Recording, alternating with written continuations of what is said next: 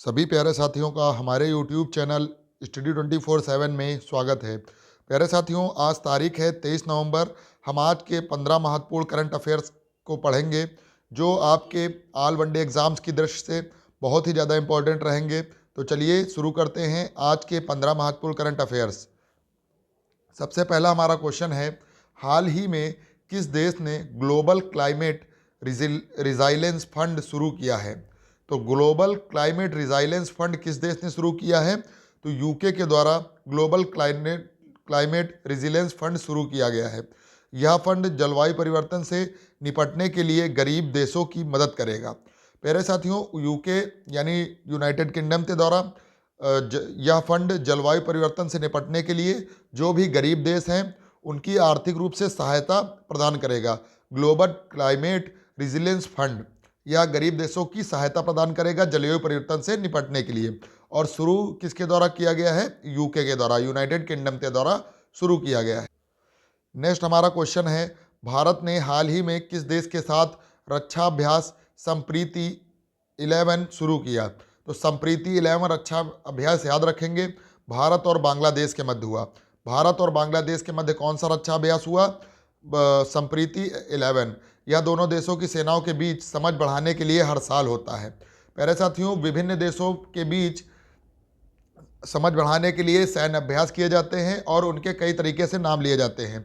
तो हाल ही में अभी एक रक्षा अभ्यास भारत और बांग्लादेश के मध्य हुआ, जिसे संप्रीति 11 के नाम से जाना जाता है, और यह दोनों देश की सीमाओं के बीच समझ बढ़ाने के लिए किया गया है। नेक्स्ट क्वेश्चन है, आरबीआई ने हाल ही में किस बैंक का लाइसेंस रद्द कर दिया है? तो एक सहकारी बैंक, नाम है शिव सहकारी बैंक महाराष्ट्र, इसका लाइसेंस रद्द किया है। किस लिए रद्द किया है? बैंक नियमों का पालन नहीं कर रहा था, इसीलिए आरबीआई ने कार्रवाई की। प्यारे साथियों, आरबीआई के नियमों का जो भी पालन नहीं करेगा उस पर आरबीआई कार्रवाई करेगा और उसका लाइसेंस रद्द करेगा। ये सभी अधिकार आरबीआई के पास हैं। तो शिव सहकारी बैंक महाराष्ट्र की बैंक है, इसका लाइसेंस आरबीआई ने हाल ही में रद्द कर दिया है। नेक्स्ट हमारा प्रश्न है, भारत सरकार ने किस राज्य में नई एआई रिसर्च सुविधा को बनाने की घोषणा की गई है? तो किस राज्य में नई एआई रिसर्च सुविधा बनाने की घोषणा की गई है? कर्नाटक में।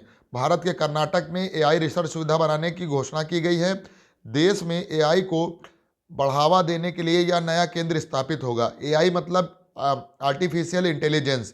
आर्टिफिशियल इंटेलिजेंस रिसर्च सुविधा बढ़ाने के लिए कौन सा देश है भारत का? कर्नाटक में बनाने के लिए घोषणा की गई है। तो इसका राइट आंसर हो जाएगा कर्नाटक।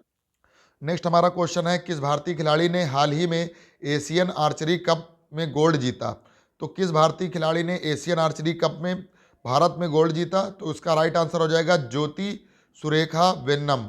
ज्योति सुरेखा वेन्नम के द्वारा एशियन आर्चरी क्लब में गोल्ड मेडल जीता गया है। उन्होंने कंपाउंड इवेंट में उत्कृष्ट प्रदर्शन किया, जिसके चलते उन्हें एशियन आर्चरी क्लब में गोल्ड जीता। आंसर हो जाएगा ज्योति सुरेखा वेन्नम। नेक्स्ट हमारा क्वेश्चन है, विश्व बैंक ने 2025 के लिए भारत की जीडीपी ग्रोथ कितनी अनुमानित की है? तो 2025 के लिए विश्व बैंक यानी वर्ल्ड बैंक ने भारत की जीडीपी ग्रोथ कितनी अनुमानित की है? तो लगभग 6.7% अनुमानित की है। भारत की अर्थव्यवस्था को अभी भी स्थिर और मजबूत माना जा रहा है। यानी वर्ल्ड बैंक भारत की जीडीपी कितनी अनुमानित कर रही है? 6.7%। भारत की अर्थव्यवस्था अभी भी स्थिर और मजबूत मानी जा रही है। नेक्स्ट हमारा प्रश्न है, हाल ही में किस शहर में इंडिया इंटरनेशनल ट्रेड फेयर 2025 का आयोजन हुआ? तो इंडिया इंटरनेशनल ट्रेड फेयर 2025 का आयोजन किस देश में हुआ? तो नई दिल्ली प्रगति मैदान में हुआ। किस शहर में हुआ? नई दिल्ली में हुआ, प्रगति मैदान में हुआ।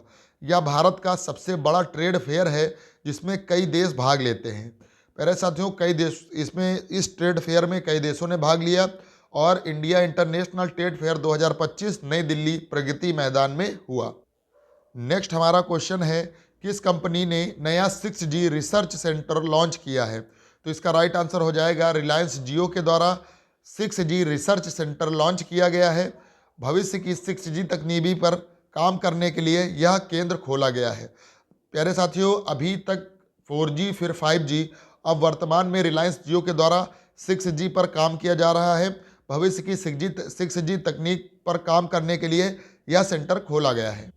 नेक्स्ट हमारा प्रश्न है, किस राज्य सरकार ने ग्रीन मोबिलिटी मिशन 2030 शुरू किया है? प्यारे साथियों, गुजरात सरकार के द्वारा ग्रीन मोबिलिटी मिशन 2030 की शुरुआत की गई है। इसका फ़ायदा क्या होगा? इससे इलेक्ट्रिक वाहनों को बढ़ावा दिया जाएगा। तो ग्रीन मोबिलिटी मिशन 2030 किस राज्य सरकार के द्वारा शुरू किया गया है? गुजरात राज्य सरकार के द्वारा शुरू किया गया है, इलेक्ट्रिक वाहनों को बढ़ावा देने के लिए। नेक्स्ट हमारा क्वेश्चन है, नासा ने हाल ही में किस ग्रह पर नया मैप जारी किया है? तो नासा ने हाल ही में मंगल ग्रह पर नया मैप जारी किया है। किस ग्रह पर जारी किया है दोस्तों? मंगल ग्रह पर नासा ने हाल ही में नया मैप जारी किया गया है। यह हाई रिजोल्यूशन मैप वैज्ञानिकों को रिसर्च में मदद करेगा। तो मंगल पर हाई रिजोल्यूशन मैप जारी किया गया है नासा के द्वारा, वैज्ञानिकों को रिसर्च करने में यह मैप मदद करेगा। नेक्स्ट हमारा क्वेश्चन है, GOI government of India Bharat सरकार ने किस योजना की समय सीमा बढ़ाई है? तो गवर्नमेंट ऑफ इंडिया के द्वारा प्रधानमंत्री आवास योजना की सीमा बढ़ाई गई है, लोगों को और समय देने के लिए, और इसकी डेडलाइन बढ़ाई गई है। तो प्रधानमंत्री आवास योजना की भारत सरकार के द्वारा समय सीमा में बढ़ोतरी की गई है। नेक्स्ट प्रश्न देखते हैं। नेक्स्ट प्रश्न है हमारा, ग्लोबल इनोवेशन इंडेक्स 2025 में भारत की रैंक क्या रही? तो ग्लोबल इनोवेशन इंडेक्स 2025 में इस बार भारत की रैंक रही है 38वीं रैंक पर हमारा भारत देश रहा है। पिछले सालों की तुलना में भारत की रैंक बेहतर हुई है, यानी पिछले सालों में भारत की रैंक और कम थी, वर्तमान में 2025 में इसकी रैंक सही हुई है, मतलब बेहतर हुई है पिछले सालों की तुलना में। तो ग्लोबल इनोवेशन इंडेक्स 2025 में भारत की रैंक क्या रही है दोस्तों? तो इसकी रैंक रही है, इसका राइट आंसर हो जाएगा 38वीं रैंक रही। नेक्स्ट हम क्वेश्चन देखते हैं, किस राज्य में नेशनल बैम्बू टेक्नोलॉजी पार्क उद्घाटन हुआ है? तो नेशनल बैम्बू टेक्नोलॉजी पार्क का उद्घाटन किस राज्य में हुआ है? तो इसका राइट आंसर हो जाएगा असम में नेशनल बैम्बू टेक्नोलॉजी पार्क का उद्घाटन हुआ है। और यह किस लिए किया गया है? यह बांस उद्योग और स्थानीय रोजगारों को बढ़ावा देगा। तो बांस उद्योग को बढ़ाने के लिए व स्थानीय रोजगार को बढ़ावा देने के लिए इसका उद्घाटन किया गया है दोस्तों। तो नेशनल बैम्बू टेक्नोलॉजी पार्क का उद्घाटन कहाँ पर किया गया है? असम में किया गया है, बांस उद्योग और स्थानीय रोजगार को बढ़ावा देने के लिए। नेक्स्ट हमारा क्वेश्चन है, हाल ही में भारत ने किस देश को 2 लाख कोविड वैक्सीन डोज भेजी हैं? प्यारे साथियों, भारत ने म्यांमार को 2 लाख कोविड वैक्सीन डोज भेजी हैं। भारत वैक्सीन फ्रेंडशिप नीति के तहत यह मदद दे रहा है। प्यारे साथियों, भारत 2 लाख कोविड वैक्सीन किसको भेजा है? म्यांमार को भारत के द्वारा भेजी गई है। लास्ट हम क्वेश्चन देखते हैं। हमारा लास्ट प्रश्न है, किस भारतीय लेखक को नेशनल लिटरेचर ऑनर 2025 दिया गया?